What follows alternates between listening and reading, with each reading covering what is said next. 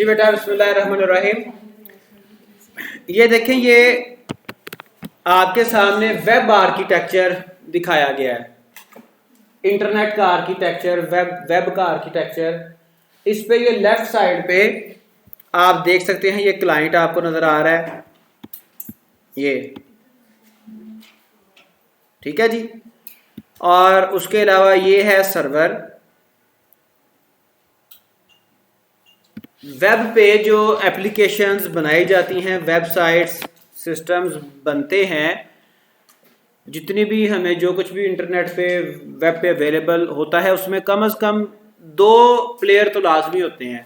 एक है क्लाइंट और एक है सर्वर। ठीक है, क्लाइंट जो रिक्वेस्ट करता है और सर्वर जो उसकी रिक्वेस्ट को फुलफिल करता है। अब ये एक जेनेरिक वेब एप्लीकेशन आर्किटेक्चर है, उसके कंपोनेंट्स यहाँ पे शो किए गए हैं। ये दो कंपोनेंट्स तो कंपलसरी है ना, क्लाइंट एंड सर्वर। इसके अलावा आप देखें firewall, proxy server, database server, media server, content management server, legacy application, application server. तो ये मुख्तलिफ ऑप्शनल कंपोनेंट्स आपको नजर आ रहे हैं। सर्वर में जो डेटाबेस है वो आमतौर पे सर्वर में सर्वर का इंटेग्रल पार्ट होता है। यहां पर ये सेपरेट क्यों शो किए गए हैं? अगर इस सर्वर मशीन के अलावा डेटाबेस किसी सेपरेट मशीन पे रन कर रही होगी, चल रही होगी, तो वो एक नई लेयर बन जाएगी। आपने पढ़ा होगा किसी ना किसी सब्जेक्ट में two tier architecture, two tiers पढ़ी होंगी। तो क्लाइंट और सर्वर दो टीयर्स हैं, दो लेयर्स हैं।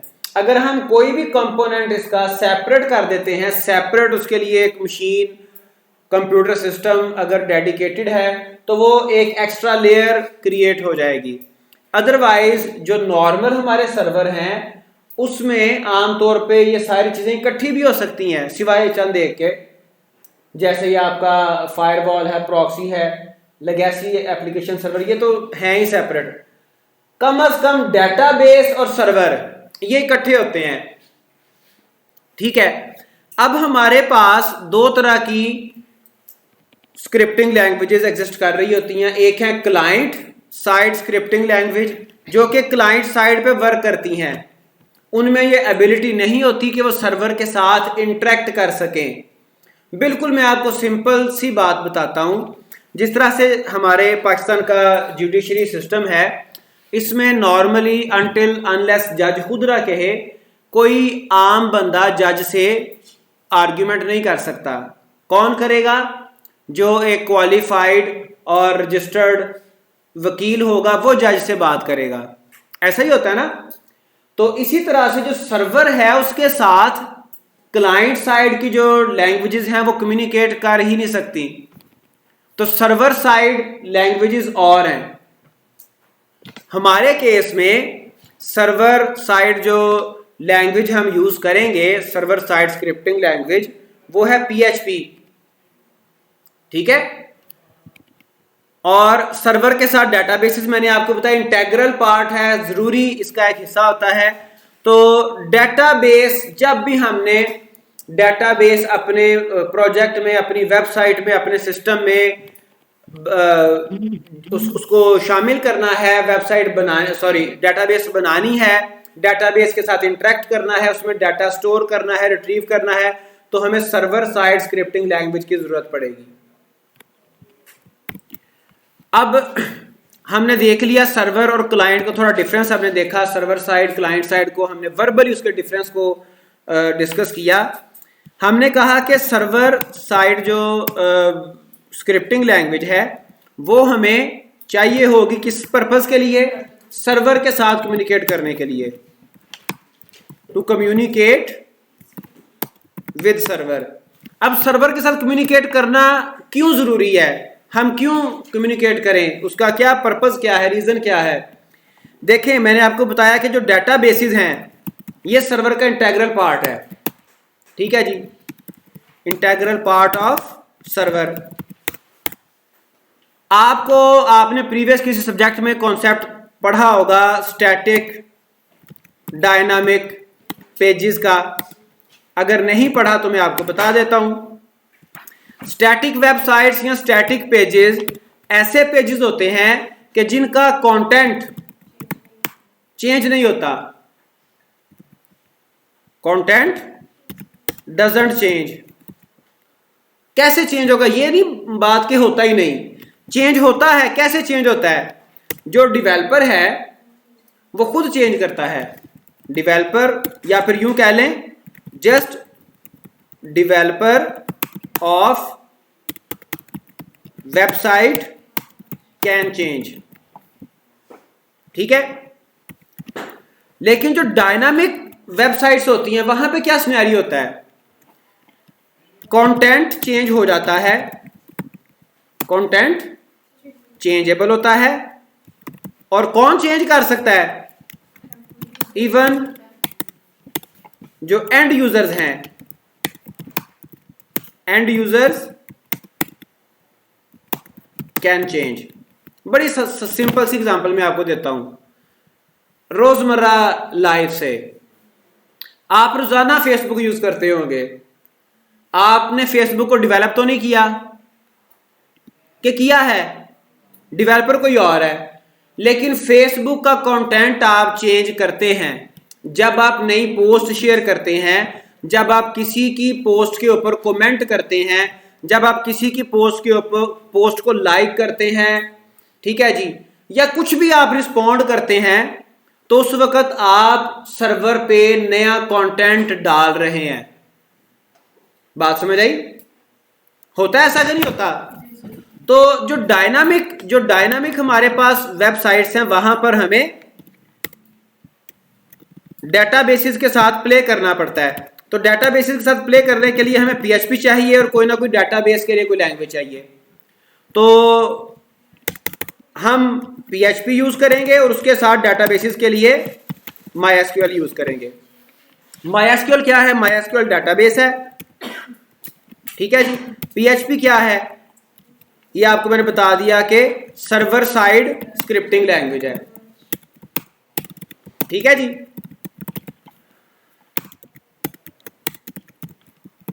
और डेटाबेस में हम MySQL को यूज करते हुए क्या क्या करेंगे? MySQL को यूज करते हुए जो हमारी डेटाबेस है, हम DB क्रिएट कर सकते हैं, टेबल्स बनाएंगे, टेबल्स क्रिएट करेंगे, और जो डाटा मैनिपुलेशन है वो हम कर सकते हैं। आपने डेटाबेस सिस्टम्स कोर्स पढ़ा होगा, उसमें आपने SQL लैंग्वेज पढ़ी होगी, स्ट्रक्चर्ड क्वेरी लैंग्वेज। याद है कुछ आपको, या कुछ भूल चुके हैं? उसमें आपने SQL की डिफरेंट टाइप्स देखी होंगी, ठीक है जी। उसमें आपने देखी होगी DML, देखी होगी डाटा मैनिपुलेशन लैंग्वेज।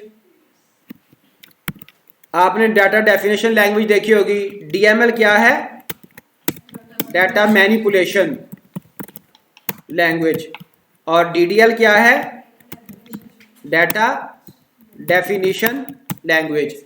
डेफिनेशन क्या करती है और मैनिपुलेशन क्या करती है?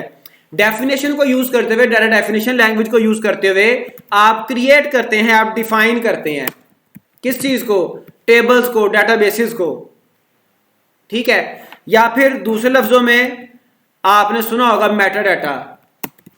DDL को यूज करते हुए मेटा डाटा बनाते हैं, आप डेटाबेस का स्ट्रक्चर क्रिएट करते हैं, स्ट्रक्चर ऑफ डेटाबेस।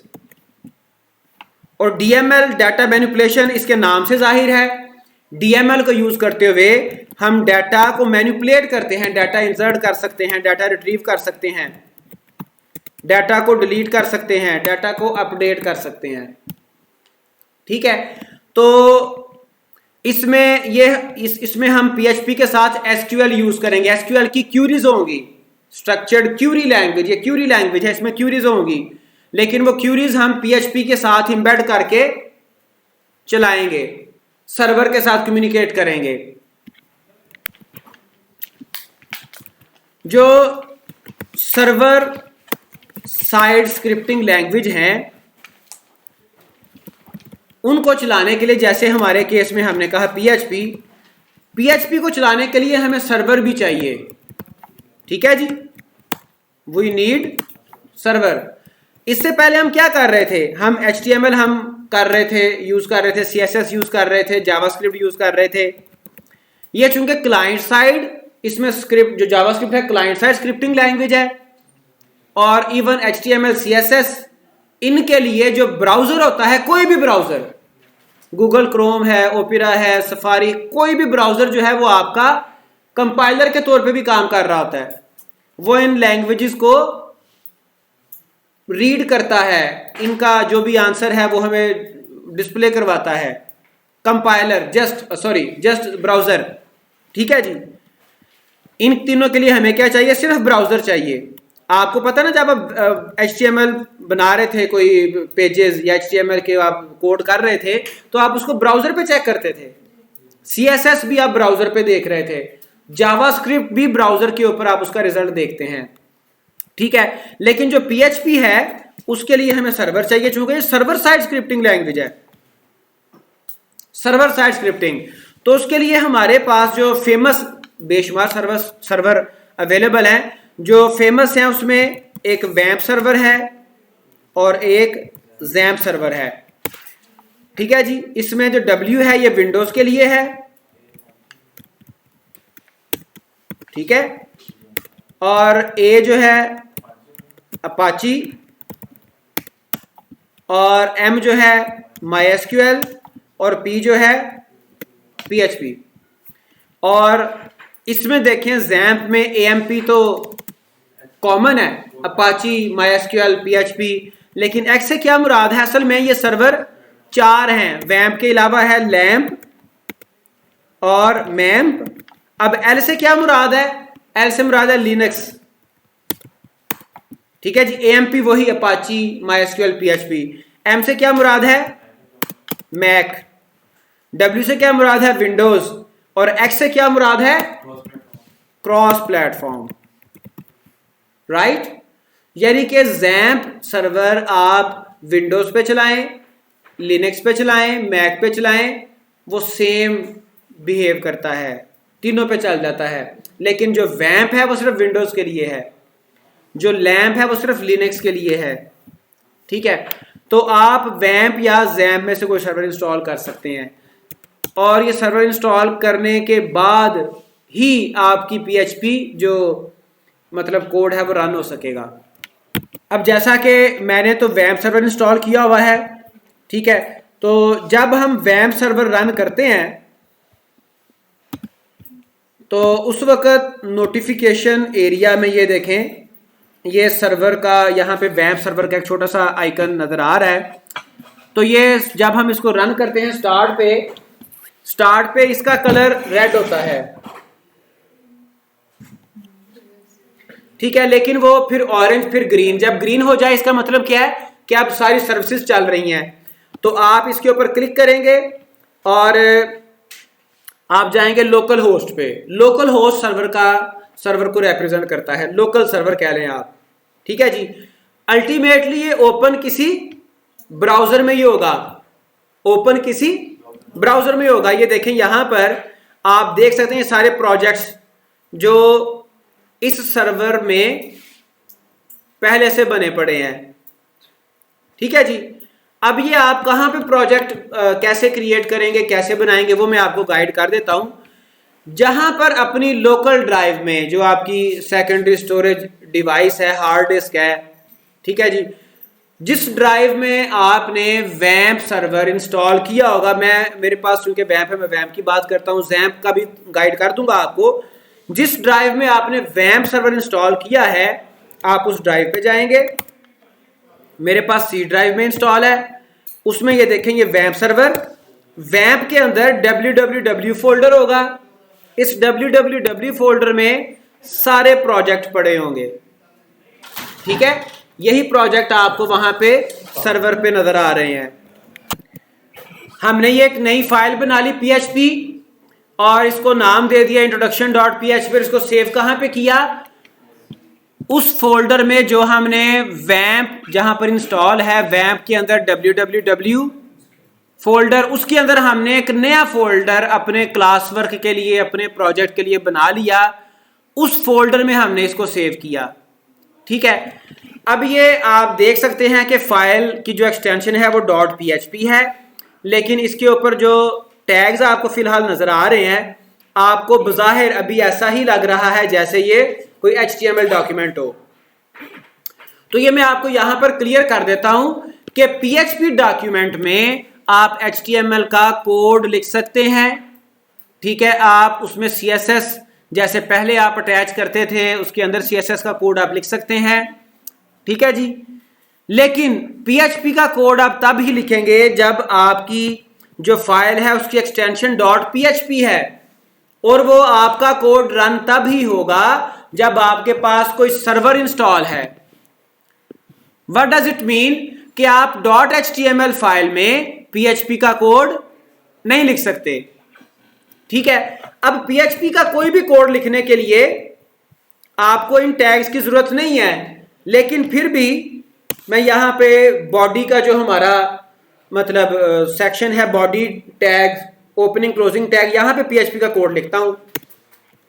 PHP का जो कोड लिखेंगे उसके डेलिमीटर्स, कहां से वो कोड स्टार्ट होगा कहां पे फिनिश होगा, ये साइन ऑफ इंटरोगेशन PHP, और उसके बाद साइन ऑफ इंटरोगेशन, और ये आपका साइन, ये आपका ओपनिंग डेलिमीटर है, ये क्लोजिंग। इसके दरमियान आपने PHP का सारा कोड लिखना है, ठीक है। इसमें कोई भी फर्दर कोड लिखने से पहले मैं अपनी इस फाइल को, चाहे अभी इसमें कोई कंटेंट नहीं है, इसको मैं जरा डिस्प्ले करवा लूं। हमने वैम्प सर्वर चला लिया था, ठीक है जी। अब मैंने अपने उस प्रोजेक्ट को कैसे ओपन करना है, जो मैंने नई फाइल बनाई है PHP, उसको मैंने कैसे ओपन करना है।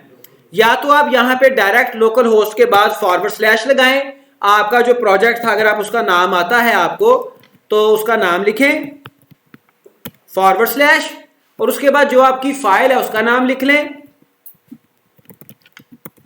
तो आपकी ये फाइल ओपन हो जाएगी। क्योंकि अभी इसके ऊपर कोई कंटेंट नहीं था। एक तरीका तो ये है। दूसरा तरीका क्या है, आप जाएं यहां पे योर प्रोजेक्ट्स, जहां पे जो आपके सारे प्रोजेक्ट्स हैं वहां पर आप अपना फोल्डर फाइंड आउट कर लें। तो हमारा जो प्रोजेक्ट था उसका नाम था 00 MCS 2021। ये देखें जी, पहले वो फ्रेश नहीं हुआ था, हमने चूंकि बाद में फोल्डर क्रिएट किया था, तो अब ये आ गया 00 MCS 2021। बाय डिफॉल्ट ये किसी भी फोल्डर में, किसी भी प्रोजेक्ट में index.php या index.html को फाइंड आउट करता है। अगर वो मिल जाए तो वो डायरेक्ट उसे ओपन कर देता है। लेकिन यहां पे हमने index.html या index.php फाइल नहीं बनाई, इसलिए हमें इसको मैन्युअली ही ओपन करना पड़ेगा क्लिक करके। अदरवाइज अगर इसमें इंडेक्स फाइल पड़ी होती तो जब मैंने फोल्डर पे क्लिक किया था तो इंडेक्स फाइल रन कर जाती, ठीक है। अब अगली बात, बाकी लैंग्वेजेस की तरह जितने भी आप प्रोग्रामिंग लैंग्वेजेस अब तक पढ़ के आए हैं, C लैंग्वेज, C++ या जावा या कुछ भी, PHP में हम कोई भी टेक्स्ट प्रिंट करवाना चाहते हैं तो उसके लिए हम कौन सा फंक्शन यूज करते हैं। यहां पे प्रिंटिंग के लिए 2 फंक्शन यूज होते हैं और उसमें भी वेरिएशन है। एक तो इको फंक्शन यूज होता है, ठीक है जी। हम ट्रेडिशन को तोड़ते नहीं है, जब भी कोई लैंग्वेज सीखी जाती है तो सबसे पहले हेलो वर्ल्ड प्रिंट करवाया जाता है, ठीक है। तो हम उस ट्रेडिशन को फॉलो कर रहे हैं। मैंने लिखा, इस पे हेलो वर्ल्ड लिखा, इको के बाद स्पेस के बाद डबल कोट्स में हेलो वर्ल्ड लिखा। जब मैं इसको रिफ्रेश करूंगा तो ये मुझे हेलो वर्ल्ड लिखा हुआ नजर आ गया। इको में वेरिएशन क्या है कि इको के साथ आप पैरेंथेसिस भी यूज कर सकते हैं, ठीक है जी। और इन पैरेंथेसिस में, सॉरी, डबल कोट्स के दरमियान आप HTML का कोई भी टैग भी यूज कर सकते हैं, जैसे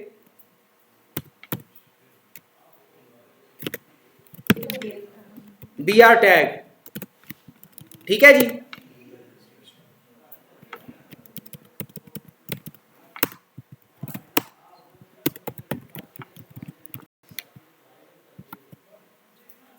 ठीक है जी, BR टैग मैंने यूज किया, वो नई लाइन पे चला गया। अगर मैं BR टैग यूज ना करूं तो वो नई लाइन पे नहीं जाएगा। यहां पे प्रिंट कमांड भी यूज होती है।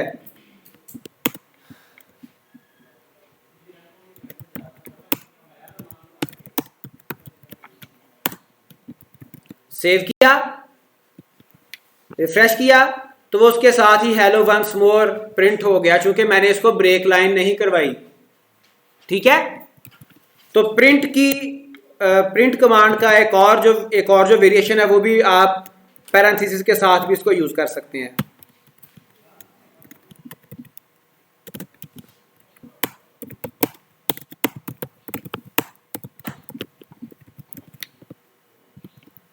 राइट, तो पीएचपी में प्रिंट कैसे करवाना है हमने वो बिल्कुल सिंपल आपको बता दिया। आप इको यूज करें, इको की 2 वेरिएशन हैं, और प्रिंट कमांड यूज कर सकते हैं। पीएचपी में कमेंट करने के लिए जैसे आप सी लैंग्वेज में कमेंट करते थे वही यहां पे मैकेनिज्म फॉलो होता है। तो मैं आपको बता दूं, PHP is not strictly typed language. Typed language क्या होती है? आपने सी लैंग्वेज पढ़ी होगी, जावा पढ़ी है। जावा स्ट्रिक्टली टाइप्ड लैंग्वेज है। जावा में इंटीजर वैल्यू सेव करने के लिए 4 डिफरेंट टाइप्स सपोर्ट करती हैं, बाइट, शॉर्ट, इंट और लॉन्ग। ठीक है, बाइट 8 बिट्स की है, जो शॉर्ट है वो 16 बिट की, और इंट 32 बिट की, और लॉन्ग 64 बिट की। तो उसमें वही वैल्यू सेव होनी है जो कि अलाउड है, उसके अलावा वैल्यू सेव नहीं हो सकती, एरर आ जाता है। जबकि जो सी लैंग्वेज है, C++, वो स्ट्रिक्टली टाइप्ड नहीं है, वो उसमें जो डाटा टाइप है वो अपग्रेड हो जाती है। ठीक है, तो बहरहाल जो पीएचपी है ये टाइप्ड लैंग्वेज नहीं है। इसमें जब आपने कोई वेरिएबल यूज करना है तो आप सिर्फ $साइन के साथ वेरिएबल का नाम लिखेंगे, और उसमें जो भी वैल्यू आप स्टोर करेंगे उसी टाइप का वो वेरिएबल बन जाएगा। अब यहां पर मैंने एक वेरिएबल डिक्लेयर कर लिया, उसका नाम var, कुछ भी नाम आप रख लें, $n। डॉलर ये बताएगा कि ये एक वेरिएबल है, किस टाइप का है, उसमें जो भी वैल्यू जाएगी वो उसी टाइप का होगा, because PHP is not a typed language. ठीक है जी। अब जिस तरह से बाकी लैंग्वेजेस में कंट्रोल स्ट्रक्चर चलता है, आपको मैं प्रीवियस बता चुका हूं पहले प्रीवियस लेक्चर्स में, कि जो कंट्रोल स्ट्रक्चर है वही किसी लैंग्वेज को प्रोग्रामिंग लैंग्वेज बनाता है। तो ये प्रोग्रामिंग लैंग्वेज है, इसमें कंट्रोल स्ट्रक्चर चलता है if $n is less then 5। ठीक है जी, तो आप यहां पे कुछ प्रिंट करवा देते हैं,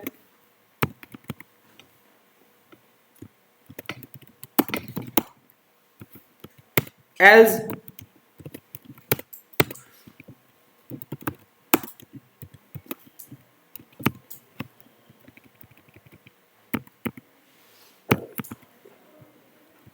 फाइव और ग्रेटर। इसको मैंने सेव किया, आप अपने ब्राउजर पे आए, रिफ्रेश करें, मैंने कोई ब्रेक लाइन नहीं करवाई, तो वो वहां पे <5 उसने प्रिंट करवा दिया। ठीक है जी, तो यहां पे हम ब्रेक लाइन करवाते हैं ताकि हमें अप्रोप्रिएट वे में चीजें नजर आए। अच्छा जी, अब ये आपको मैं इसलिए बता रहा हूं कि ये आगे चीजें हमारी सारी कंट्रोल स्ट्रक्चर यूज होना है। मैं सिर्फ आपको इफ कंडीशन मैंने लगा के दिखा दी, otherwise if else if ladder सारा जो आप पढ़ के वो सारा यहाँ पे सपोर्ट करता है। फॉर लूप वैसे ही काम करती है जैसे कि सी में, C++ जावा में काम कर रही थी। वाइल लूप भी वैसे ही है। एक आध लूप यहाँ पे ज्यादा है, फॉर ईच, उसको हम एट स्पेसिफिक पॉइंट उसको भी हम लर्न कर लेंगे इंशाल्लाह। अच्छा जी, अब जिस तरह से ये इफ कंडीशन हमने लगाई, इसी तरह से मैं एक आध लूप आपको लगा के ताकि आपकी सेटिस्फेक्शन हो जाए। फॉर लूप में आपने पढ़ा है, पहला पोर्शन होता है इनिशियलाइजेशन का। ठीक है जी, डॉलर के साइन के साथ हम वेरिएबल बनाएंगे, कोई भी वेरिएबल आपने बना लिया। और दूसरा जो उसका पोर्शन होता है वो होता है condition, $m is less than equal to 10 semicolon $m++। यहां पे आप कुछ भी प्रिंट करवा लें। डबल कोट्स में आपने स्ट्रिंग प्रिंट करवाना होती है। डबल कोट्स आप तब लगाते हैं जब आपने कोई स्ट्रिंग प्रिंट करवानी है। अगर आपने कोई वेरिएबल की वैल्यू प्रिंट करवानी है तो उसके लिए आपको डबल कोट्स में लिखने की जरूरत नहीं होती, बल्कि उसको ओपन लिखते हैं। ठीक है जी, चलें। अब मैंने अगर $M यानी कि वेरिएबल की वैल्यू प्रिंट करवानी है तो उसको मैं ओपन लिखूंगा। ठीक है जी। फिर मैंने आगे कुछ और अगर स्ट्रिंग या कोई HTML का टैग यूज करना है तो उसके लिए फिर मुझे डबल कोट्स और साथ डॉट जो ऑपरेटर है ये कनकैटिनेशन ऑपरेटर है। कई लैंग्वेजेस में कनकैटिनेशन के लिए प्लस यूज होता है, यहां पर ये डॉट यूज होता है। सेव किया, ब्राउजर पे आके जब आप रिफ्रेश करेंगे तो ये देखें यहां पे <5 के बाद हमने चूंकि वो न्यू लाइन पे जाने के लिए कोई टैग वगैरह यूज नहीं किया था तो वैल्यू 0 1 2 3 4 5 सो ऑन वैल्यू 10 पे हमारा फॉर लूप जो है टर्मिनेट कर गया।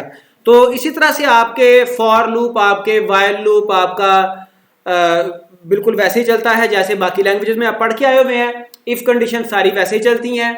अगर